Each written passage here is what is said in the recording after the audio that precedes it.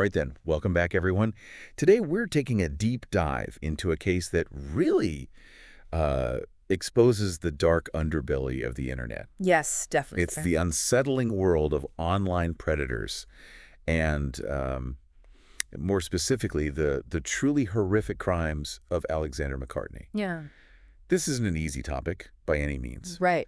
but it's absolutely vital we understand what happened and try to learn from it. Would you agree? Absolutely. I think the urgency of this case is really tied to, the fact that kids are spending so much time online these days. It highlights just how vulnerable young people are in the digital world. It does, yeah. Yeah. And it all started with a phone call. A 13-year-old girl in Scotland Huh. found the courage to call the police. Right.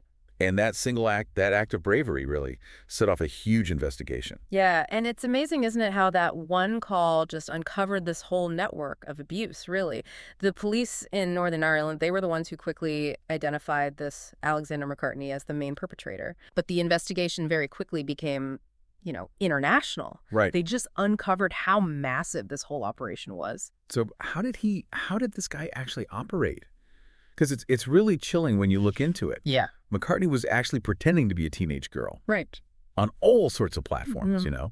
social media, chat rooms, you name it. Yeah, yeah. And he was very, very clever about it. He would spend weeks, sometimes even months, just grooming his victims, building their trust before he even asked for anything. This is sadly, a very typical tactic we see. Predators, they create these very believable online personas. It's all designed to exploit that natural desire for connection and friendship, especially with young people. Right. They use that trust to manipulate victims into sharing explicit images and videos, and it's just insidious, really. The damage it causes is just immeasurable. Yeah, you're right. And we actually saw the devastating impact of this in the case of Cimarron Thomas, one of McCartney's victims.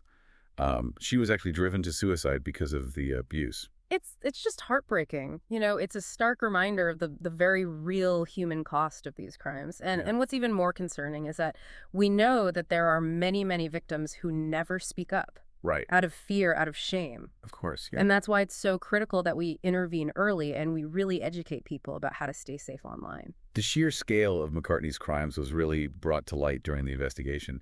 They found so much evidence on his devices, it's unbelievable, really. Thousands of images, videos, all meticulously cataloged.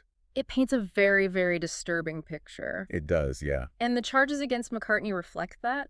There were, of course, numerous counts of creating and distributing indecent images of children, Right. sexual communication with a child, Right.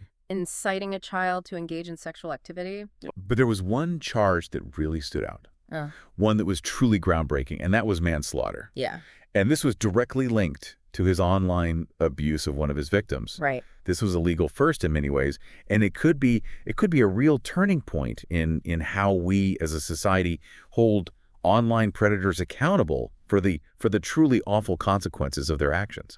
Absolutely. I mean, this case could set a real precedent for future prosecutions. I think the really important thing here is that the court recognized that direct link Yeah. between McCartney's abuse online and the tragic death of his victim. That's huge, legally speaking. It sends a very powerful message. So where do we go from here? What can we do to protect children in this digital age? It's a big question, isn't it?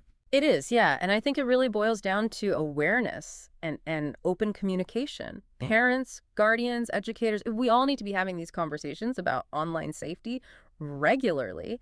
And it's not just about, setting screen time limits or installing parental controls. So those are important, of course. Sure. But it's about teaching young people to navigate the online world safely and responsibly, equipping them with the right tools. So we're talking about things like online grooming, Yeah. right? The dangers of sharing personal information, and the importance of critical thinking when you're interacting with people you don't know online. Exactly. But more than that, it's also about fostering a relationship of trust, Mhm. so that children feel like they can come to you if something doesn't feel right. Exactly, yeah. It's about moving beyond simply saying to young people, be careful online. Hmm. We need to equip them with the skills, the knowledge, to actually recognize potentially harmful situations and avoid them. Right. And we have to create an environment where they feel safe and supported enough to report any concerns they might have. This has been quite a harrowing look at the dangers that are out there online. Mm. The case of Alexander McCartney is